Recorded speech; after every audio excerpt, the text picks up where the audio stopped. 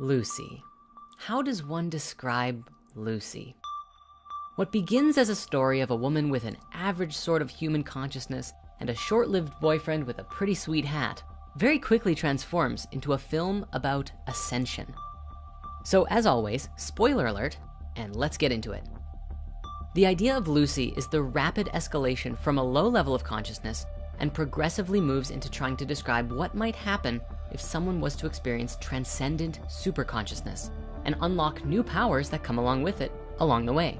It is a commentary both on theoretical human evolution and psychedelics, actually very much psychedelics, LSD to be specific. In a way, the whole movie seems to be based around it. Allow me to explain. In the opening narrative, we see cell mitosis, followed after with a shot of Lucy, the 3.2 million year old first early human, Australopithecus, before quickly cutting to Lucy, the 25-year-old woman studying in Taipei.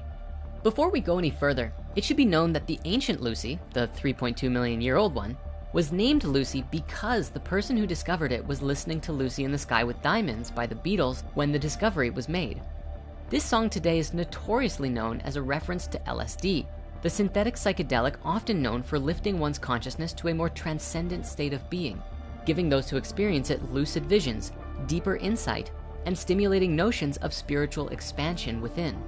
The entire film speaks about an idea of human evolution, which is very much in the similar line of thinking as 2001: A Space Odyssey, but done in a very different way, with Lucy actively going through quantum leaps in the evolutionary process throughout the film. But now we see deeper references to LSD by the fact that the entire story here is about this synthetic drug that is facilitating the evolution to happen, and all of the wisdom that she uncovers throughout this process on her way to becoming a super being, in a sense planting seeds in the human imagination about what's truly possible. This is just a bit of personal conjecture here, but my overall experience with this film was that it seemed to me like the natural outcome of what would happen if a filmmaker were to have an LSD experience and then a conversation about humans overclocking the capacity of the brain. Throw in some theoretical quantum physics and a nebulous bad guy to give us some action scenes, and bada bing, Lucy. Now in the film, our modern day Lucy has just the worst kind of luck, forced by her boyfriend to deliver a mysterious case to a South Korean drug lord. We're shown these scenes, cutting to a cheetah hunting and catching a gazelle in the wild. The initial thing this is describing is the animalistic nature of the predatory bad guys.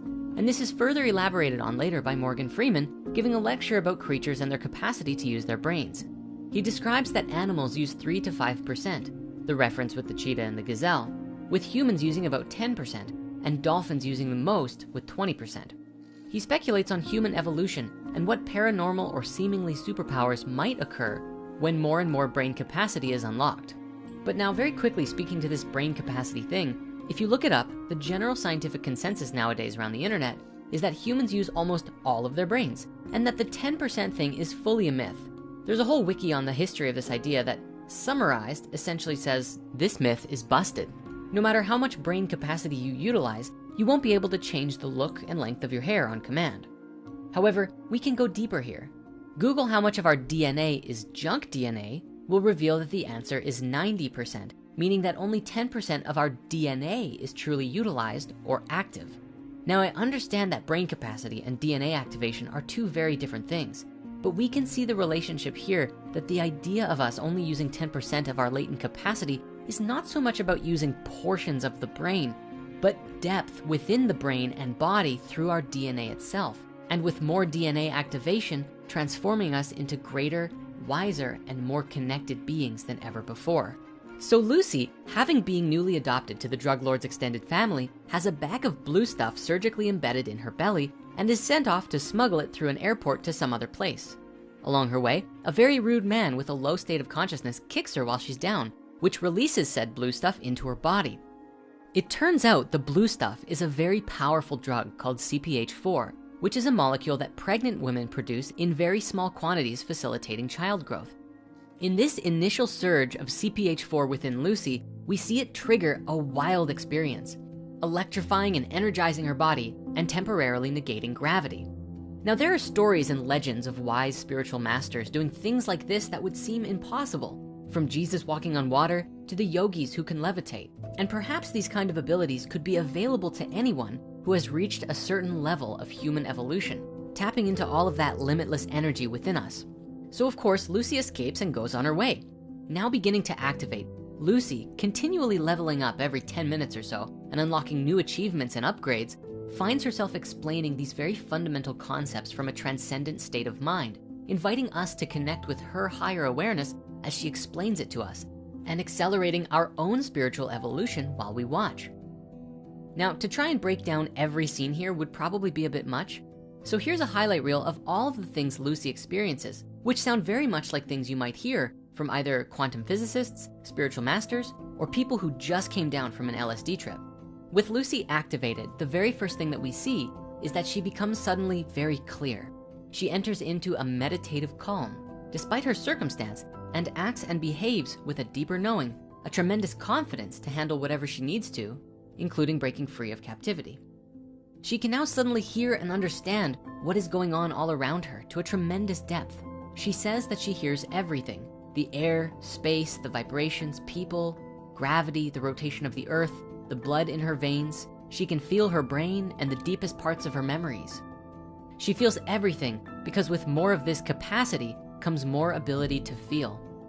She also is soon able to see the energy of things like trees and her friend's body, and is now motivated to obtain the other blue bags, which we learn she needs to crack open her cells, unlocking the limitless energy within them.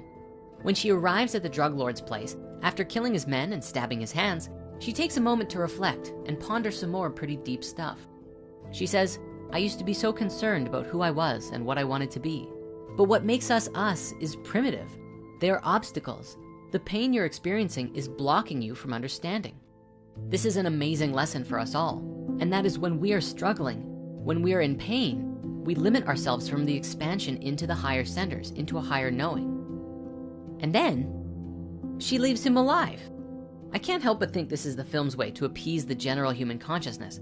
By leaving the villain alive, we can have some more action later on in the movie by having him come back and bring a bazooka to a university.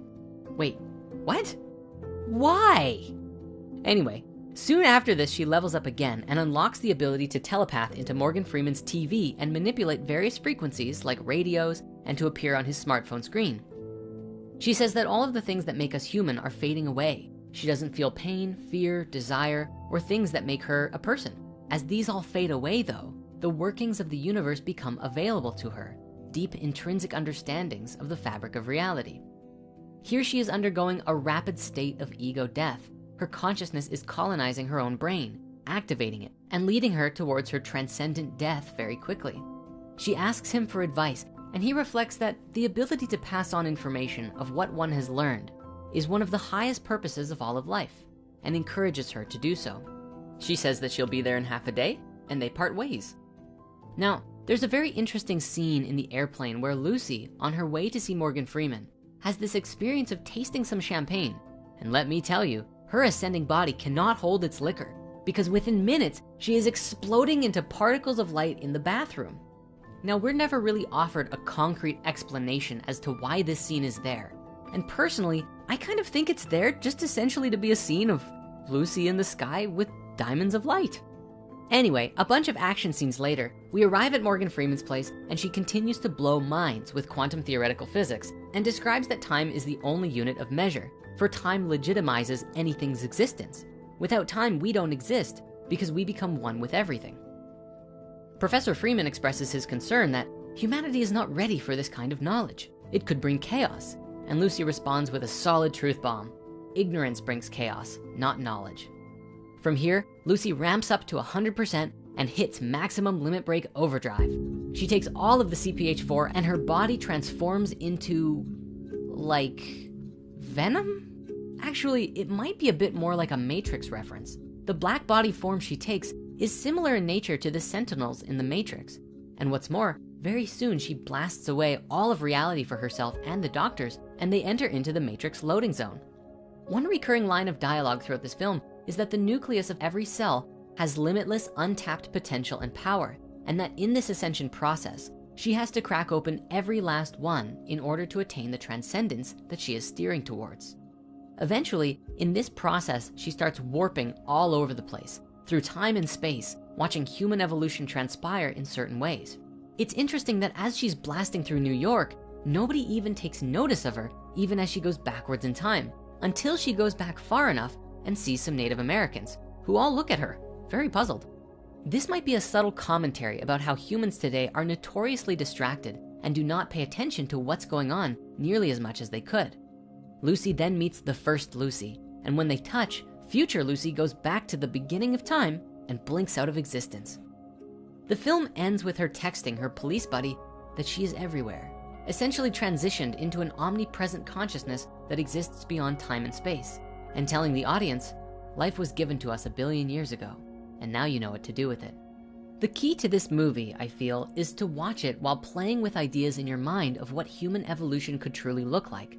Could it be possible to transcend time and space and step into alternate realities with heightened abilities, just as some ancient spiritualities discuss that we can? For most people, this movie is just a movie. But who knows? Maybe anything really is possible. Lucy is telling us that we now know what to do with the life that was given to us. Strive to evolve to the highest potential of our existence. I mean, that seems like a pretty noble thing to strive for, which is why we recently launched the 7-Day Transformation, a special week-long intensive to support you in completely evolving and transforming your life. Click the link here or in the author comments and I'll take you there right now. Thank you again so much for watching, and have yourself a beautiful day.